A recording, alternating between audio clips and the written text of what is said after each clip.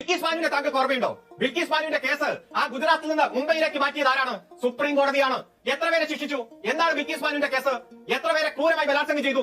ഗർഭസ്ഥ ശിശുവിനെ കുത്തി കൊന്നില്ലേ? 3 വയസ്സുള്ള കുട്ടിയെ കരിങ്കല്ലടിച്ച് കൊന്നില്ലേ? 21 പേർ ചേർന്ന് ബലാത്സംഗം ചെയ്തില്ലേ? ആ 11 പേരെ ശിക്ഷിച്ചില്ലേ കോടതി? കഴിഞ്ഞ സ്വാതന്ത്ര്യ ദിനത്തിന് 10 കൊല്ലം പോലും തികയുന്നതിന് മുമ്പ് ആ ഹൈക്കോടതി ശിക്ഷിക്കപ്പെട്ട പ്രതികളെ ഇവിടെ ഗവൺമെന്റ് പാഠം കൊടുത്ത് വിട്ടില്ലേ? റിമിഷൻ കൊടുത്ത് വിട്ടില്ലേ? ആരാ സുപ്രീം കോടതിയിൽ പോയി നിയമ പോരാട്ടം നടത്തിയ? സുഭാഷ് അയ്യർ എന്ന് പറയുന്ന CPM-ന്റെ പോളിംഗ് ബ്യൂറോ അംഗമാ. അവസാനം സുപ്രീം കോടതി എന്ന് പറഞ്ഞു, ആ കോടതി ആ ഗവൺമെന്റ് വെറുതെ വിട്ടവരെ തിരിച്ചു കയറ്റി ജയിലിലിട്ടു. ഇപ്പൊ ജയിലിൽ കിടന്ന് ബോധമുണ്ട് തിന്നുന്നുണ്ട്. എന്താ ഞാൻ പറഞ്ഞത് തെറ്റാണോ? എങ്ങനെയാണ് ഇഫ്രാൻ ജഫ്രി എന്ന് പറയുന്ന കോൺഗ്രസിന്റെ MP കൊല്ലപ്പെട്ടത്?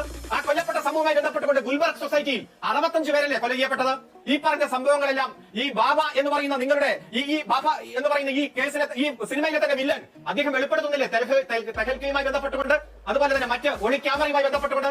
ഇതെല്ലാം ഈ രാജ്യത്തിന്റെ ചരിത്രത്തിന്റെ ഭാഗമായി ഉൾപ്പെട്ടതാണ്. ഇത് നിങ്ങൾ മറയ്ക്കാൻ ശ്രമിക്കുകയാണ്. മറന്നുപോയ ചോരയുടെ ചരിത്രം വീണ്ടും ഓർമ്മിപ്പിക്കുമ്പോൾ നിങ്ങൾക്ക് പൊള്ളുകയാണ്. ഇത് പുതുതലമുറ, വരും തലമുറ കാണരുത് എന്ന് നിങ്ങൾ ആഗ്രഹിക്കുകയാണ്.